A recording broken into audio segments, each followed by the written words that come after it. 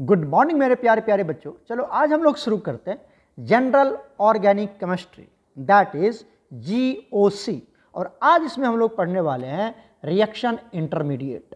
Reaction intermediate, अब ये reaction intermediate क्या होता है, चलो इसको समझते हैं। दोज स्पीसीज, स्पीसीज क्यों बोला? स्पीसीज मतलब वो मॉलिक्यूल भी हो सकता है और आयंस भी हो सकता है। मतलब ये हुआ कि सर ये जो रिएक्शन इंटरमीडिएट है, ये जो रिएक्शन इंटरमीडिएट है, ये कोई मॉलिक्यूल हो सकता है या कोई आयंस हो सकता है। इसीलिए हमने क्या लिख दिया, सिंपली स्पीसीज लिख दिया। तो those species which are formed, जो बनता है, एक ऐसा स्पीसीज जो बनता है, कहाँ बनता है? Between reactants and product, reactants और प्रोडक्ट के बीच में बनता है ड्यूरिंग अ केमिकल रिएक्शन, एक केमिकल रिएक्शन के ड्यूरेशन में। समझिए इस पॉइंट को। मान लीजिए हमारे पास कोई रिएक्टेंट A है प्लस कोई दूसरा रिएक्टेंट B है। ये दोनों आपका क्या है? रिएक्टेंट्स है। ध्यान से सुनना, ये दोनों क्या आपका? रिएक्टेंट्स है। ये आपस में कंबाइन किया, ये आपस में कंबाइन किया तो एक पहले इंटरमीडिएट बनाएगा, दैट इज C। ये जो C बना, ये एक इंटरमीडिएट है, बीच वाला है। इंटरमीडिएट मतलब बीच वाला है, इंटरमीडिएट। और इसके बाद इंटरमीडिएट बनने के बाद ये तुरंत फ्रैक्शन ऑफ सेकेंड में कन्वर्ट हो जाता है प्रोडक्ट में। प्रोडक्ट बना लेगा, A और B ऐड हो जाएगा, मतलब ये क्या बन गया? एक प्रोडक्ट बन गया। क्या पता चला आपको? पता चला सर हमें कि रिएक्शन, ये जो रिएक्टेंट है और ये जो प्रोडक्ट है, दिखा आपको रिएक्टेंट प्रोडक्ट, इसके बीच में जो बना, बीच में क्या बना? C बना, और इसी को बोलते हैं रिएक्शन इंटरमीडिएट। तो पहला मीनिंग तो आपको समझ में आ गया होगा कि those species which are formed between reactant and product during a chemical reaction is called reaction intermediate. अब समझिए, ये जो रिएक्शन इंटरमीडिएट है दैट इज C। यहां पर क्या है? C है आपके पास। क्या है यहां पर? C। यही ना रिएक्शन इंटरमीडिएट है जी। ये जो रिएक्शन इंटरमीडिएट है बच्चा, ये जो रिएक्शन इंटरमीडिएट C है आपका, ये क्या होता है समझिए। यहां पर मैं आगे की बात करता हूं, इसको इरेज करता हूं। ये जो रिएक्शन इंटरमीडिएट है, सच स्पीसीज, कौन सा स्पीसीज? कौन सा स्पीसीज? ये C रिएक्शन इंटरमीडिएट की बात कर रहे हैं हम, कि सच स्पीसीज गेट डिस्ट्रॉयड, ये खत्म हो जाता है, डिसअपियर हो जाता है, तभी तो प्रोडक्ट बनेगा। डिसअपियर होके क्या बना जाएगा? ये प्रोडक्ट में कन्वर्ट हो जाएगा। तो disappears before the completion of reaction, जैसे रिएक्शन कंप्लीट होगा उससे पहले ही खत्म हो जाएगा ये। मतलब रिएक्शन में आपको रिएक्शन इंटरमीडिएट दिखेगा नहीं, आपको सिर्फ प्रोडक्ट दिखेगा। आपको क्या दिखेगा? प्रोडक्ट। लेकिन रिएक्शन इंटरमीडिएट भी बनता है, लेकिन वो दिखता नहीं है, वो डिसअपियर हो जाता है, खत्म हो जाता है before the completion of the reaction. Clear हो गया यहां तक? दूसरा पॉइंट समझिएगा, यहां से क्या कहता है? दीज स्पीसीज, कौन सा species? Reaction intermediate are short lived, इसका जो टाइम, लाइफ टाइम होता है वो बहुत कम सेकेंड के लिए बनता है। मतलब लाइफ टाइम इसका बहुत कम होता है, शॉर्ट लाइफ होता है ये, मतलब बहुत कम फ्रैक्शन ऑफ सेकेंड के लिए बनता है, और आफ्टर दैट ये क्या होता है? प्रोडक्ट में कन्वर्ट हो जाता है, इसलिए इसको बोला गया शॉर्ट लाइफ। उसके बाद हाईली रिएक्टिव होता है, हाईली रिएक्टिव होता है, और मतलब बहुत ज्यादा रिएक्टिव होता है और प्रोडक्ट में कन्वर्ट हो जाता है। ठीक है, ये शॉर्ट लाइव्ड होता है और हाईली रिएक्टिव होता है। नेक्स्ट पॉइंट समझिएगा, these species are highly unstable. Sure है, जो जितना ज्यादा रिएक्टिव होगा वो उतना ज्यादा अनस्टेबल होता है। जो स्पीसीज जितना ज्यादा रिएक्टिव होता है वो उतना ज्यादा अनस्टेबल होता है, और जो स्पीसीज जितना ज्यादा स्टेबल होता है वो उतना ज्यादा लिस्ट रिएक्टिव होता है, बस सबसे कम रिएक्टिव होता है वो। जितना ज्यादा स्टेबल उतनी कम रिएक्टिविटी, जितना ज्यादा अनस्टेबिलिटी उतनी ज्यादा उसकी रिएक्टिविटी होगी। ठीक है, यहां तक समझ में आ गया? ये सभी पॉइंट्स आपको याद होना चाहिए बच्चा, ये सभी पॉइंट्स रिएक्शन इंटरमीडिएट के बारे में आपको लर्न होना चाहिए। कर लोगे ना? कर लोगे, आता है 5 नंबर में। उसके बाद देखते हैं हम एग्जाम्पल ऑफ रिएक्शन इंटरमीडिएट। कुछ एग्जाम्पल देख लेते हैं रिएक्शन इंटरमीडिएट का। तो देखिए, कार्बोकैटायन, कार्ब एनायन, उसके बाद फ्री रेडिकल्स, उसके बाद कार्बिन्स, उसके बाद नाइट्रीन्स, उसके बाद एरीन्स, जिसको बेंजीन भी बोलते हैं, बेंजाइन्स भी बोलते हैं। अब समझिए, यहां पर हमें जो पढ़ाई करनी है, हमें 3 के बारे में पढ़ना है। एक पढ़ना है कार्बोकैटायन, दूसरा पढ़ना है कार्बो एनायन, तीसरा पढ़ना है फ्री रेडिकल। इसी पे आपका गेम निकल जाएगा। बस 3 पार्टनर पता चला, कार्बोकैटायन, कार्बो एनायन, फ्री रेडिकल। अब कार्बोकैटायन को कैसे रिप्रेजेंट किया जाता है, कार्बन होगा यहाँ पर और ये 3 सिग्मा बॉन्ड से 3 सिग्मा बॉन्ड यहाँ पर अटैच होगा, ठीक है। और कार्बोकैटायन है, ध्यान से देखो यहाँ पर कैटायन है, मतलब कार्बन के ऊपर कौन सा चार्ज होगा, पॉजिटिव चार्ज। कार्बोकैटायन है तो कार्बो मतलब कार्बन और कैटायन मतलब पॉजिटिव, तो कार्बन के ऊपर कौन सा चार्ज होगा, पॉजिटिव चार्ज। क्लियर हो गया यहाँ तक। तो कार्बन 3 सिग्मा बॉन्ड बनाएगा, ठीक है, क्लियर है, याद रखना, और एक पॉजिटिव चार्ज, तो कार्बोकैटायन को रिप्रेजेंट किया जाता है। अब आप समझिए कि सिग्मा बॉन्ड में कितना इलेक्ट्रॉन, अगर कार्बन 3 सिग्मा बॉन्ड बना रहा है, एक सिग्मा बॉन्ड में कितना इलेक्ट्रॉन होता है, 2 इलेक्ट्रॉन होता है। एक सिग्मा बॉन्ड में 2 इलेक्ट्रॉन होता है, तो 3 सिग्मा बॉन्ड में 6 इलेक्ट्रॉन होगा।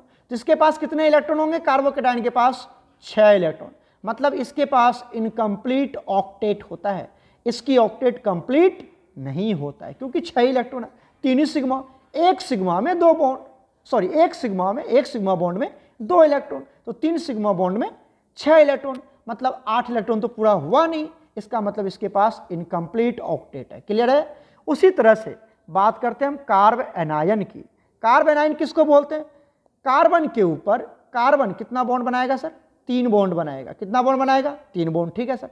और इसके ऊपर एनायन है, एनायन मतलब कौन सा चार्ज होगा, बोलो बोलो, निगेटिव चार्ज होगा। और जहां पर निगेटिव चार्ज आता है इसका मतलब वहां पे 2 इलेक्ट्रॉन है, याद रखना। किसी के ऊपर निगेटिव चार्ज है इसका मतलब 2 इलेक्ट्रॉन है। जरा बताओ सिग्मा बॉन्ड में कितना इलेक्ट्रॉन, अभी बताया था, ये सिग्मा बॉन्ड है, ठीक है, इसके पास कितना इलेक्ट्रॉन होगा, एक बॉन्ड में 2 इलेक्ट्रॉन। यहां पर 3 सिग्मा बॉन्ड है, बताइए 6 इलेक्ट्रॉन, और ये 2 इलेक्ट्रॉन, मतलब एक निगेटिव चार्ज मतलब 2 इलेक्ट्रॉन, तो 6 2 8 इलेक्ट्रॉन, मतलब ये कंप्लीट ऑक्टेट है। तो कार्ब एनायन की ऑक्टेट कंप्लीट होता है। क्लियर हो गया यहां तक। बात करते हैं फ्री रेडिकल की। फ्री रेडिकल में क्या होगा, कार्बन के पास 3 सिग्मा बॉन्ड होगा, कार्बन के पास 3 सिग्मा बॉन्ड होगा, ठीक है सर, मतलब सिग्मा बॉन्ड में कितना electron sir, 6 electron, 3 sigma bond है तो 6 इलेक्ट्रॉन। और एक फ्री रेडिकल, फ्री रेडिकल बोलते हैं उसके पास 1 इलेक्ट्रॉन होना चाहिए, 1 ही इलेक्ट्रॉन होता है, तो कितना हो गया, 6 1 7 इलेक्ट्रॉन। अभी भी इसकी ऑक्टेट कंप्लीट नहीं है, मतलब फ्री रेडिकल का भी क्या होता है, इनकम्प्लीट ऑक्टेट होता है। कार्बिन्स की बात नहीं करेंगे, नाइट्रिन्स की बात नहीं करेंगे, एरिन्स की बात नहीं करेंगे, आप सिर्फ 3 ही के बारे में याद करना अच्छे से, ठीक है, carbocation, carb anion, free radical. तो चलते हैं कार्बोकैटायन को पूरा डेप्थ में नॉलेज लेते हैं। चलिए देखिए कार्बोकैटायन क्या होता है, सबसे पहली बात कर लेते हैं हम कार्बोकैटायन। तो it is denoted by, it is represented by C, और यहां पर 3 सिग्मा बॉन्ड, दिखा कि नहीं दिखा, और इसके ऊपर प्लस दिखा। कार्बन के ऊपर कितने बॉन्ड बताओ, कार्बन के ऊपर 3 sigma bond, 1 sigma, 2 sigma, 3 sigma, और यहां पर positive charge. This is carbocation को रिप्रेजेंट किया जाता है ऐसे। क्लियर हो गया। अब देखिए दूसरी बात हमने क्या लिखा है यहां पर, it is formed, it is मतलब carbocation, carbocation is formed due to, क्यों बनता है, हेट्रोलाइटिक क्लीवेज। हेट्रोलाइटिक आपको पढ़ाया गया है, homolytic bond fission, heterolytic bond fission. तो हेट्रोलाइटिक क्लीवेज को ही क्या बोलते हैं, हेट्रोलाइटिक बॉन्ड फिजन बोलते हैं। हेट्रोलाइटिक बॉन्ड, क्लीवेज को क्या बोलते हैं, बॉन्ड फिजन बोल दो या क्लीवेज बोल दो, दोनों बात एक ही है। बॉन्ड फिजन बोल दीजिए या क्या बोल दीजिए, हेट्रोलाइटिक बॉन्ड फिजन या हेट्रोलाइटिक क्लीवेज, दोनों बात बराबर है। क्लियर हो गया। जैसे मान लो यहां पर हमने ले लिया C, यहां पर ले लिया CH3, यहां पर CH3, यहां पर CH3, और ये जो बॉन्ड है, ये वाला बॉन्ड, इसके साथ जोड़ दिया X को, ठीक है। X मतलब कोई भी more electronegative elements, more electronegative elements than the carbon, ठीक है। यहां पर क्या क्या ले सकते हैं X की जगह पर, या तो क्लोरीन ले लो या तो ब्रोमीन ले लो, ठीक है। ये X की वैल्यू हो सकता है, मोर इलेक्ट्रोनिगेटिव है कार्बन से, है ना। अब आप समझिए कार्बन मोर इलेक्ट्रोनिगेटिव है, इसका मतलब ये हुआ कि जब ये X जाएगा तो अपना इलेक्ट्रॉन, एक बॉन्ड में कितना इलेक्ट्रॉन, ये तो X का इलेक्ट्रॉन है, ये किसका इलेक्ट्रॉन है बताओ, ये X का, और ये जो कार्बन है इसका ये वाला इलेक्ट्रॉन है, दिखा, ये वाला इलेक्ट्रॉन किसका, इस कार्बन का है, दिख रहा है ना, ब्लैक वाला कार्बन का। अब जब ये X जाएगा बच्चा तो क्या करेगा, यहां से कार्बन का भी इलेक्ट्रॉन छीन के लेके चला जाएगा, कार्बन का भी इलेक्ट्रॉन छीन लेगा और ये चला जाएगा, क्या बन के जाएगा, X माइनस। X माइनस मतलब, माइनस मतलब बताया था मैंने आपको, इसके पास 2 इलेक्ट्रॉन होगा, माइनस मतलब 2 इलेक्ट्रॉन होगा। और कार्बन ने जबरदस्ती अपनी ये ब्लैक वाला इलेक्ट्रॉन को लॉस कर दिया, क्योंकि वो एक्स लेके भाग गया यहाँ से। समझ में बात आई कि नहीं आई? समझ बोलिए। ये जो एक्स है ये इसका इलेक्ट्रॉन लेके भाग गया, किसका? कार्बन का भी इलेक्ट्रॉन लेके भाग गया। क्लियर है? अब ये इलेक्ट्रॉन चला गया किसके पास? एक्स के पास। तो यही तो 2 इलेक्ट्रॉन है इसके पास। क्लियर हो गया नहीं? यहाँ अब कार्बन जबरदस्ती से ही अपनी ये इलेक्ट्रॉन लॉस किया। कौन सा इलेक्ट्रॉन? ये वाला इलेक्ट्रॉन को लॉस कर दिया। लॉस किया तो कार्बन ने 1 इलेक्ट्रॉन लॉस करी, इसलिए कार्बन के ऊपर 1+ चार्ज आ जाता है। क्लियर हुआ? दिस इज कार्बोकेटायन, और इसको बोलते हैं हम हेट्रोलाइटिक बॉन्ड फ्यूजन। क्या बोलते हैं? हेट्रोलाइटिक बॉन्ड फ्यूजन बोलते हैं। क्लियर है ना आपको? और अगर ये बीच से टूट जाता, ये अपना 1 इलेक्ट्रॉन ये ले लेता और ये अपनी 1 इलेक्ट्रॉन ये ले लेता, तो बोलते हैं होमोलाइटिक, लेकिन ऐसा हुआ तो नहीं। क्लियर है ना? This is heterolytic bond fusion के थ्रू कार्बोकेटायन का फॉर्मेशन होता है। अब आप देखिए आगे क्या लिखा हमने, ये नोट्स ऐसे बनाना। Hence carbocations have only 6 electron in their octet. Carbocation के पास 6 इलेक्ट्रॉन है। अभी तो बोला था, याद करो, यहां पर कितना इलेक्ट्रॉन? 2, एक बॉन्ड में 2, एक बॉन्ड में 2, तो कितना हो गया? 2 3 6, मतलब 6 इलेक्ट्रॉन है।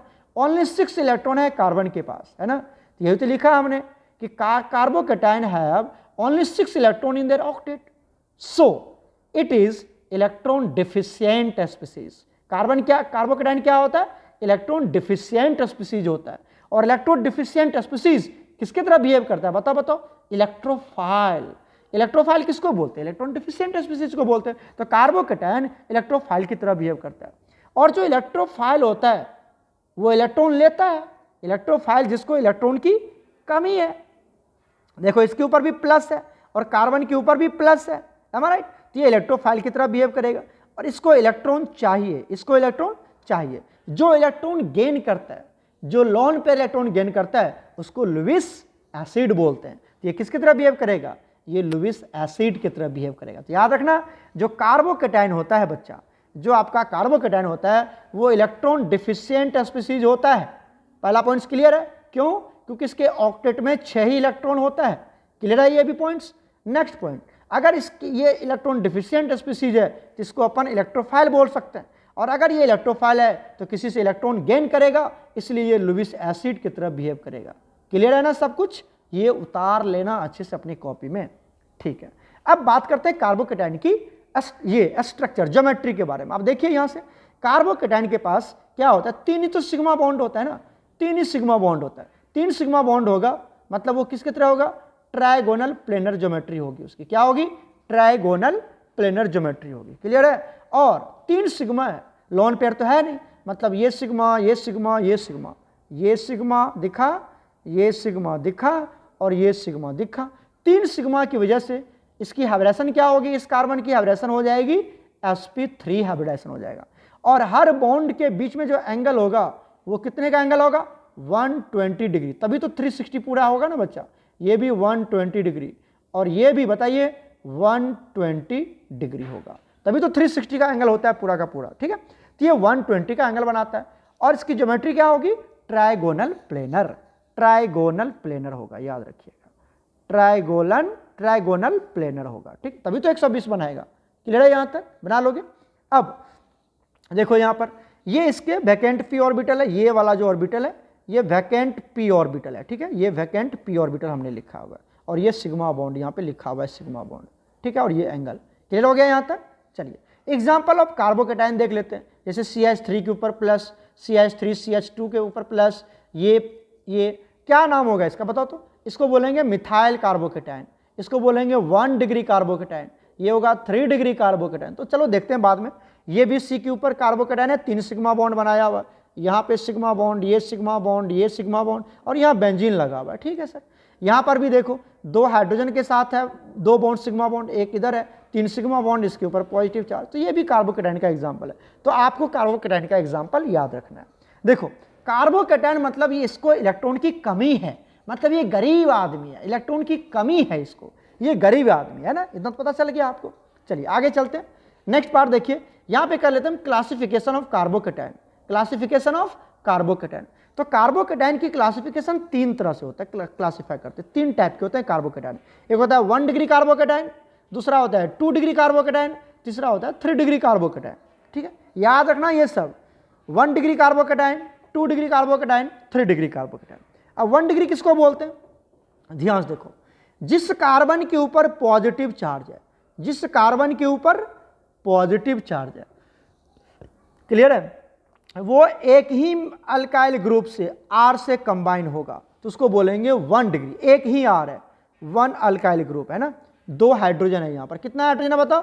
2 हाइड्रोजन रहेगा, 2 हाइड्रोजन होगा और एक अल्काइल ग्रुप होगा। ये अल्काइल ग्रुप ही तो है बच्चा। अरे इधर इधर देखो, इधर ये R मिथाइल अल्काइल ही तो है, तो एक ही R होगा, यहाँ पे 2 हाइड्रोजन होगा। 2 हाइड्रोजन होगा तो समझ जाना कि वो 1 डिग्री कार्बोकेटाइन है।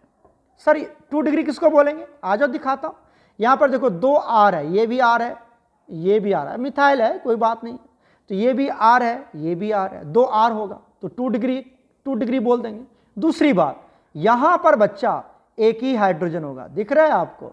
एक ही हाइड्रोजन होगा यहाँ पर। कितना हाइड्रोजन होंगे यहाँ पर?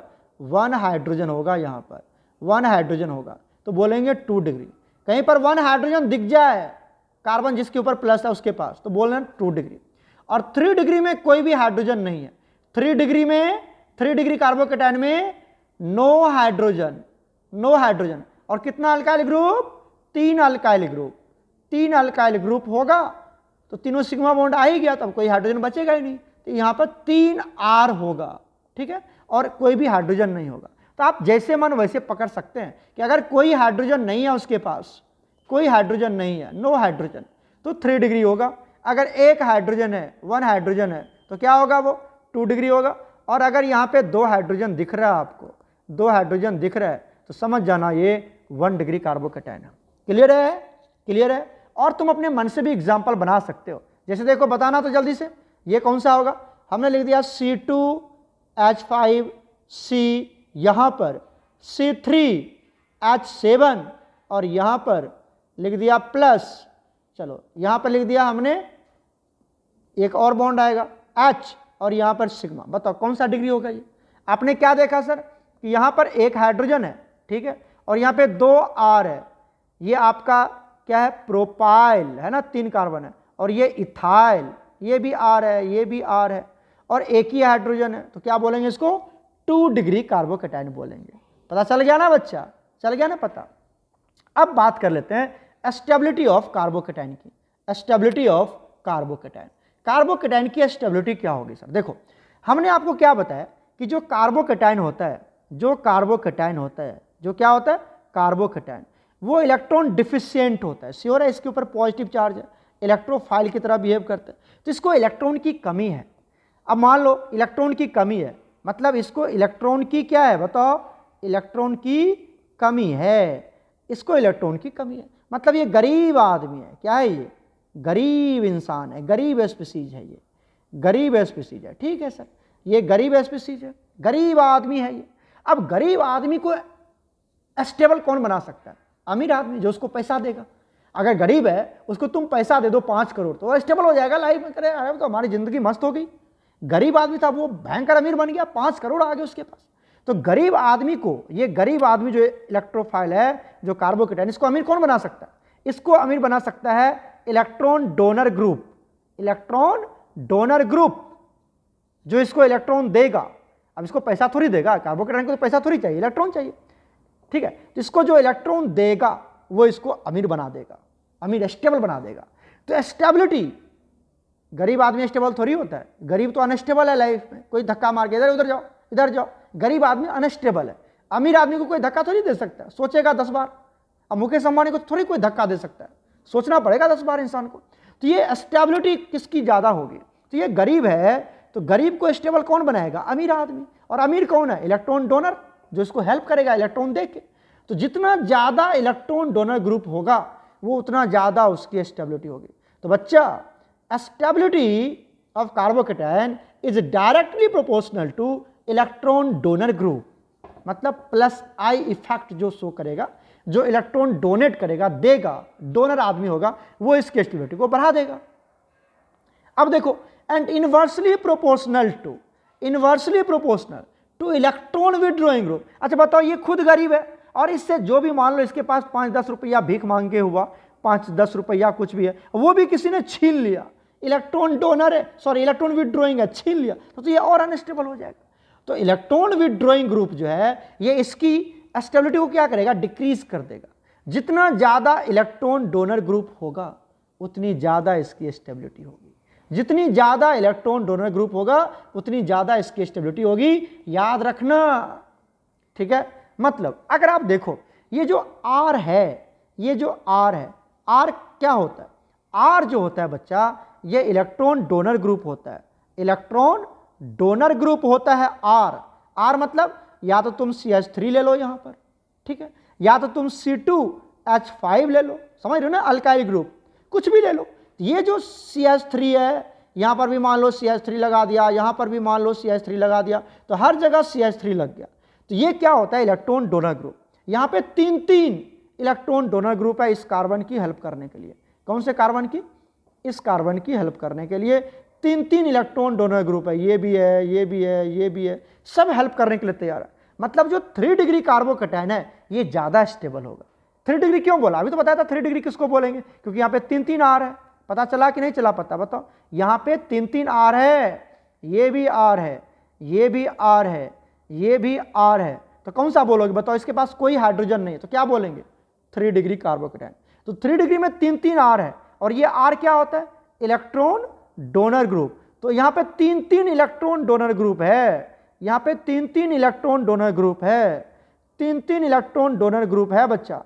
जहाँ पे 3 इलेक्ट्रॉन डोनर ग्रुप होगा उसकी स्टेबिलिटी ज्यादा होगी। मान लो मैं बहुत ज्यादा गरीब हूँ, मुझे 3 आदमी खड़ा हो गया, मैं आपकी हेल्प करूंगा सर, मैं आपकी हेल्प करूंगा सर, मैं आपकी हेल्प करूंगा सर, 3 इंसान खड़े हो गए मुझे हेल्प करने के लिए, तो मैं तो ज्यादा खुश हो जाऊंगा ना, मैं तो अपने लाइफ में बहुत स्टेबल हो जाऊंगा।